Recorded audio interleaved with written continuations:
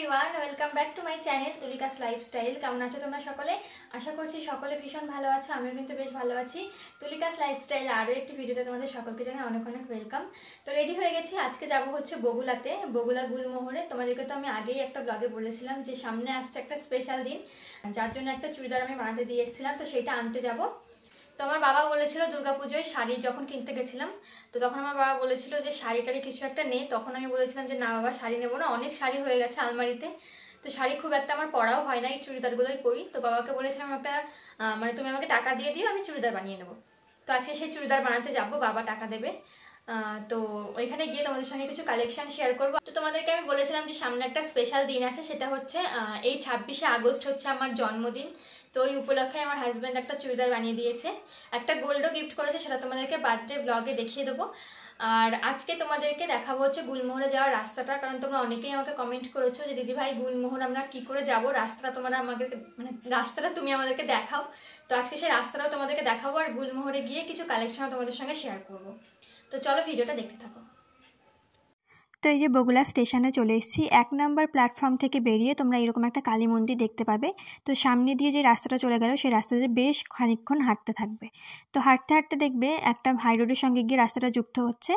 তারপরে বাঁ সাইডে যে রাস্তাটা চলে গেল, সেই রাস্তা বরাবর মানে হাই রোড বরাবর হাঁটতে থাকবে। তো এই যে দেখো একটা গলি, ওই যে সাইনবোর্ডও লাগানো আছে গুলমোহরে। তো এই গলিটা দিয়েই দুটো তিনটে দোকান পরেই হচ্ছে গুলমোহরের এই দোকানটা। তো হাই রোডে উঠেই বাঁ সাইডে তোমরা যেমন বললাম হাঁটবে, হাঁটার কিন্তু অনেকক্ষণই হাঁটতে হবে।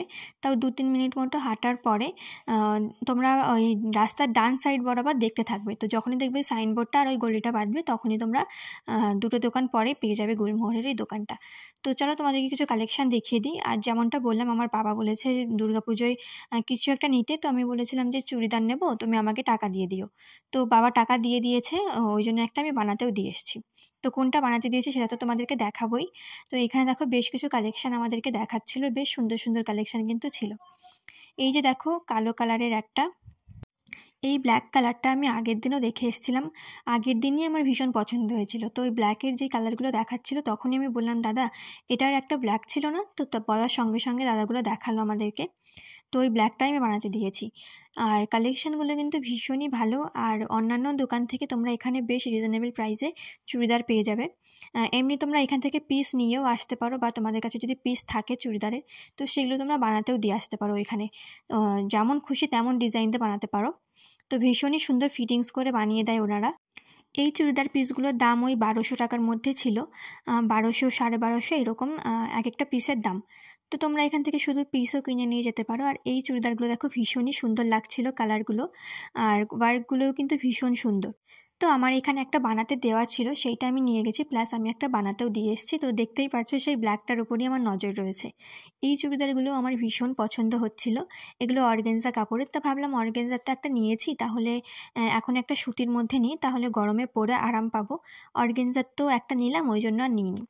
তো এই যে সি গ্রিন কালারের যেটা দেখতে পাচ্ছ না, এইটা আমার ভীষণ পছন্দ হচ্ছিল। এইটারই এই যে দেখো অনেকগুলো ডিজাইনার কালার দেখাচ্ছিল। তো আমার ভীষণই পছন্দ হচ্ছিলো চুড়িদারগুলো। তো লাস্টে ওই যে দাদাকে বললাম যে দাদা দেখি ওই কালোটার ওড়নাটা। তো কালোটাই না, এই যে এই ওড়না ছিল, যেটা এখন খুলে দেখাচ্ছে ওনারা, এই ওড়নাটা।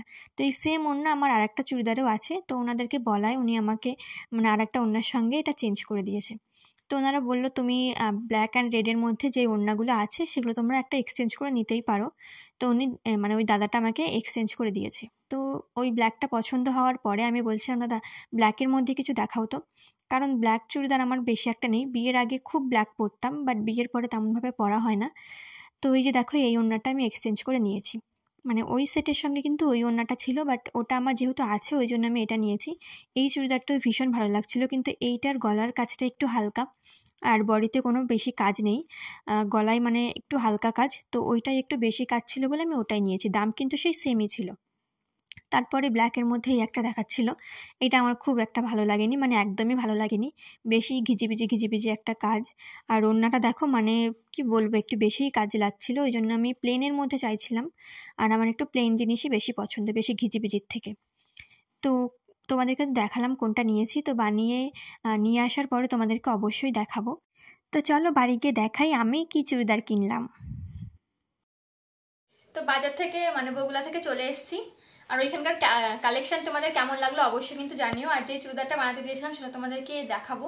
তার আগে দেখাই হচ্ছে কী কী কিনলাম। তো এই একটা ফুটবল নিয়ে এসেছি, সেটা হচ্ছে আমার একটা দেওরের ছেলের জন্য। তো দেওর ফোন করে বললো যে একটা ফুটবল আনতে, তো এই ফুটবলটা বগুড়া থেকে এনেছি। আর হচ্ছে আড়ংঘাটা থেকে একটা লেগিংস এনেছি। আর লেগিংস যে প্যান্টগুলো হয় না, খুলে আর দেখাচ্ছি না, তো সেই প্যান্টগুলো না আছে একটা কটন বাট 10 থেকে কিনেছি। আর যেটা তোমাদেরকে দেখাবো সেটা হচ্ছে একটা চুড়িদার যেটা বানাতে দিয়েছিলাম।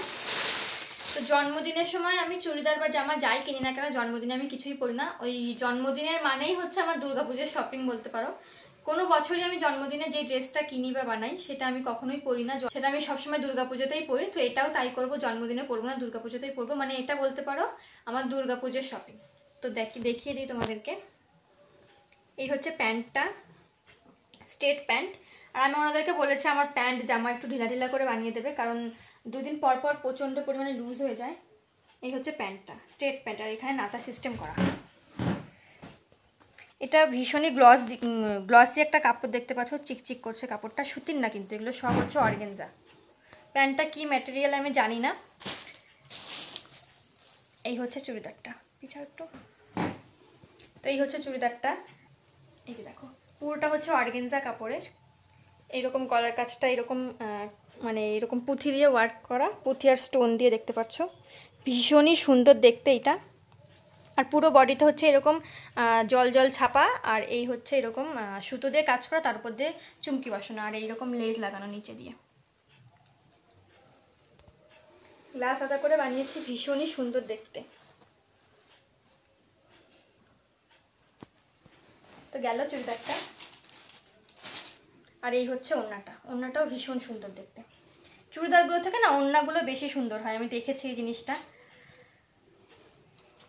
পুরো নেটের যাচ্ছে, এটা নেট নাকি অর্গানজা ফেব্রিক আমি জানি না। জামাটা অর্গানজা, এটাও মনে হয় অর্গানজারই হবে। হ্যাঁ অর্গানজা। এটাও পুরোটা হচ্ছে এরকম সুতো দিয়ে কাজ করা, আর এই পাড়ের দিকটা এরকম ওয়ার্ক করা।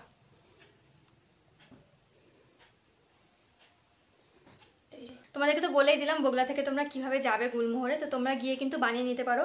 আর অন্যান্য দোকান থেকে কিন্তু গুলমোহরে জামা কাপড়ের দাম অনেকটাই কম। তো তোমরা গিয়ে ভিজিট করতে পারো, ভীষণই সুন্দর ওইখানে কালেকশানগুলো।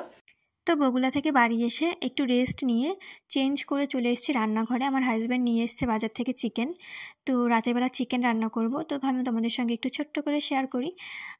তো এই যে দেখো চিকেন আমার সমস্ত কিছু ধুয়ে পেঁয়াজ রসুন সমস্ত পেস্ট করে মানে সব কিছু গোছানো হয়ে গেছে। তো এখানে আমি সর্ষের তেল দিয়ে তার মধ্যে গোটা গরম মশলা আর জিরে ফোড়ন দিয়ে পেঁয়াজগুলো ভেজে নিয়েছি, তারপরে টমেটোটা দিয়ে দিলাম। এবার দেবো হচ্ছে মশলার মধ্যে আমি পেস্ট করেছি হচ্ছে আদা রসুন শুকনো লঙ্কা ধনে আর জিরে। তো মশলার মধ্যে এই কটা জিনিসই দেবো। আর এখানে লবণ আর হলুদটা আমি অ্যাড করেছি। এবার চিকেনটা দিয়ে দেবো। চিকেনটা দিয়ে বেশ অনেকক্ষণ কষাবো, মানে চিকেনের থেকে জলটা ছাড়বে, সেই জলটা শুকাবে, প্লাস মশলাটা পুরো শুকিয়ে যাবে। সেই পর্যায়ে গেলে আমি এর মধ্যে জল অ্যাড করব। তো এই যে দেখো মাংসটা খুব ভালো করে কষিয়ে নিচ্ছি।